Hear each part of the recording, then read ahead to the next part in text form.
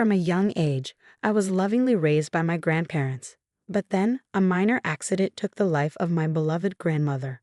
During that difficult time, I unexpectedly received a message from my long-lost sister-in-law. The message read, "I need you to take care of your grandmother who passed away 3 months ago." I was at a loss for words. There was so much I wanted to say, but my cherished grandmother was no longer there. I had seen her pass with my own eyes. That call became the catalyst for everything that would soon come to light. My name is Linda Thompson, a 45-year-old single woman. The last time a significant man was in my life was during college. After we parted ways, I threw myself into the working world, landing a position in the marketing department of a major cosmetics company. Working overtime and weekends became the norm. Before I knew it, I had missed my chance to get married. Though that wasn't the reason I eventually left my job. 6 years ago, I transitioned into a desk job at a nursing home. The commute was a dream, just a 10-minute bike ride from home, a far cry from the hour and a half I used to spend on crowded trains. I've never moved out of my childhood home. Financially, I'm secure, and I'm quite capable around the house, if I do say so myself. So why stay? The answer is simple. I love my family, especially my dear grandmother. I was born and raised in California. My family consists of my parents, grandparents, and my brother, Brian, who is 5 years older than me.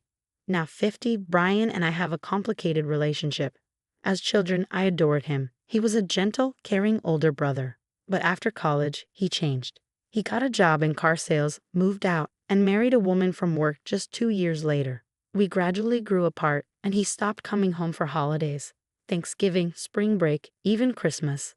I know he lives somewhere in the South, but I don't know where or if he has children. I can't even remember the last time I saw his face or heard his voice. The last thing I recall him saying was, "I'm leaving everything at home to you." As I rose through the ranks at work and became a manager, life got busier. My impression of Brian hardened into one of an unfeeling man. That's why I chose to stay in my childhood home and protect it. My parents are retired, and my 93-year-old grandfather, who suffered a stroke a few years ago, requires constant care. My parents take care of him now. And then there's my grandmother, Betty Thompson, aged 92, the woman I adored most in the world. My grandparents raised me when both my parents were working, and Grandma Betty, in particular, taught me everything I needed to know about life. Though she couldn't get out much in recent years, she was still lively, walking around the house on her own. That's why I decided to work at a nursing home, so I could be close to her if anything happened.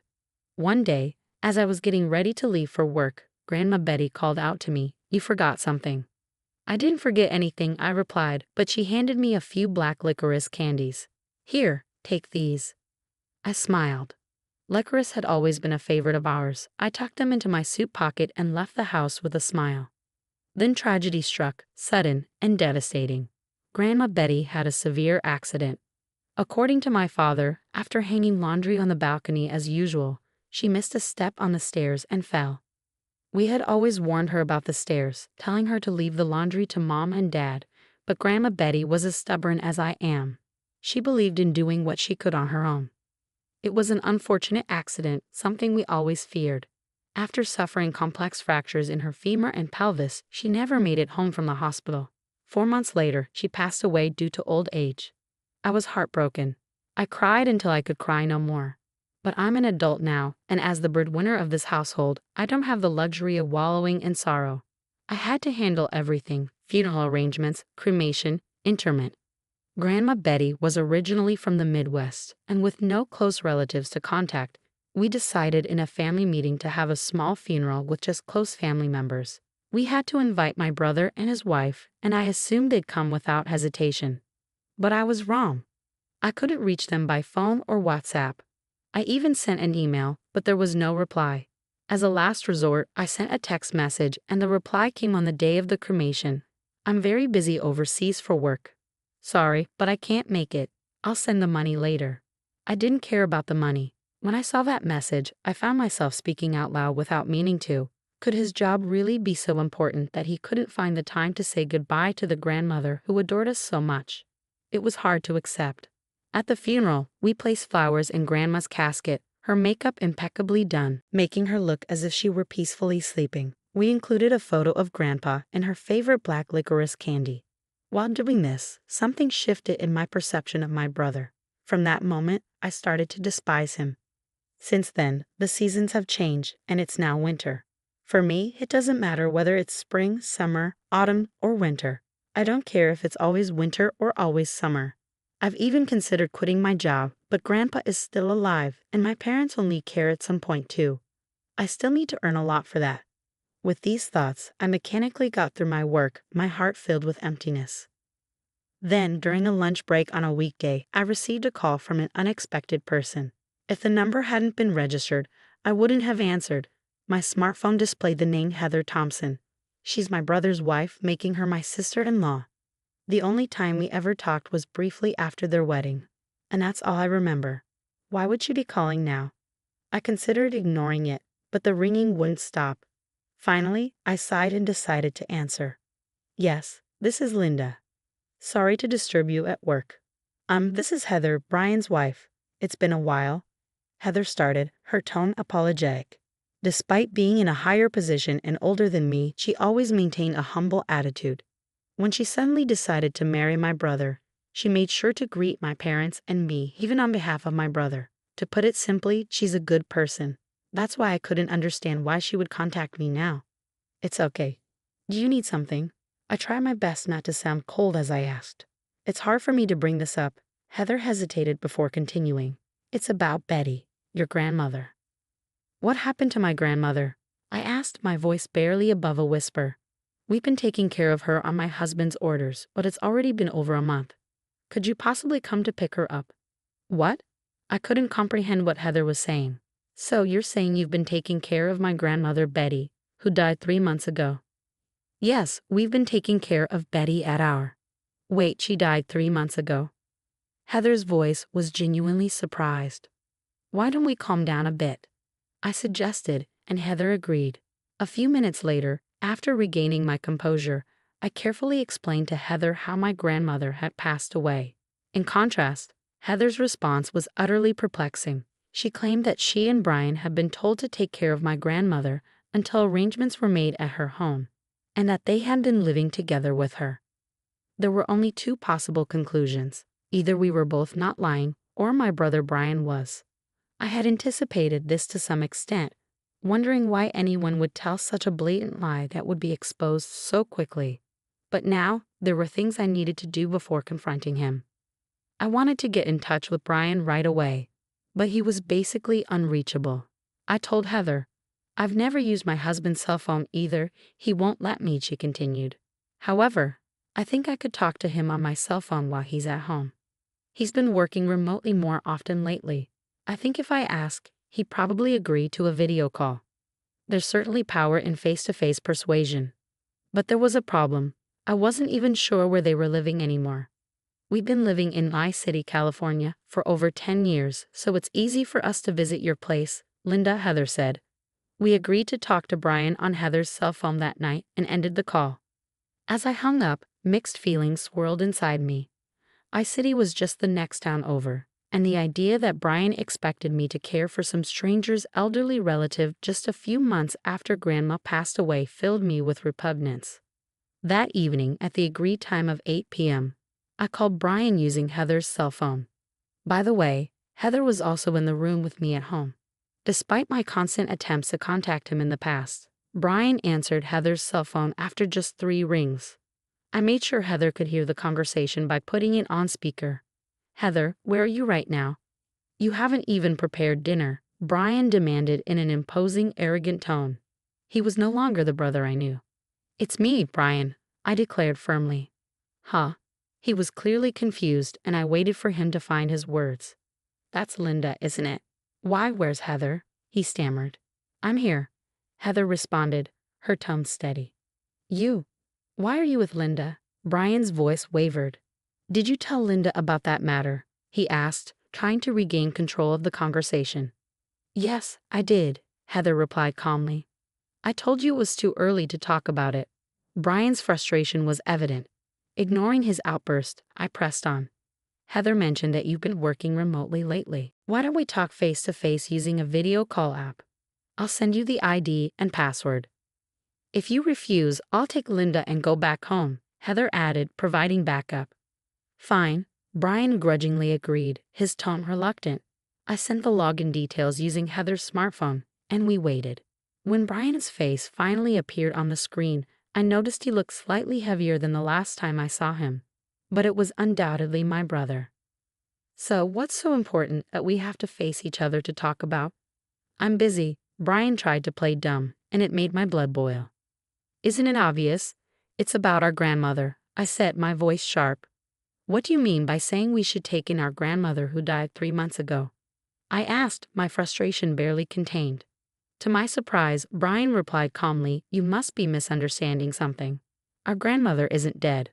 I'm taking care of her at my place. It was you, Linda, who asked for this, wasn't it? What? I was at a loss for words. Was he really so afraid of Heather finding out the truth? Could my brother really stoop this low? I sent you a text message, I said, my voice trembling with tears. I don't remember, Brian responded flatly. Grandma's here with me right now. Do you want me to bring her here? Yes, I do, I insisted, trying to maintain control of my emotions. Brian left his seat and returned a few minutes later with an old woman in a wheelchair. Say hello, Grandma. Linda, it's been a while. I'm Betty, the old woman spoke in a halting voice. I just wanted him to stop this farce. The woman on the screen looked nothing like our beloved grandmother. For one thing, my grandmother would never call me Linda. As you age, your appearance changes. She's been showing signs of dementia recently, so it can't be helped that her memories of you are vague, Brian said, determined to deny everything. So you won't acknowledge the death certificate submitted by the district office? I asked, incredulous. Of course not. Documents can be forged these days, he smirked. I was prepared for this. Just wait, Brian. I'll show you some evidence too. Leaving a perplexed Brian behind, I exited the room. A few minutes later, I returned with my evidence. Well, isn't it, Brian? Long time no see, you ungrateful one. Grandpa.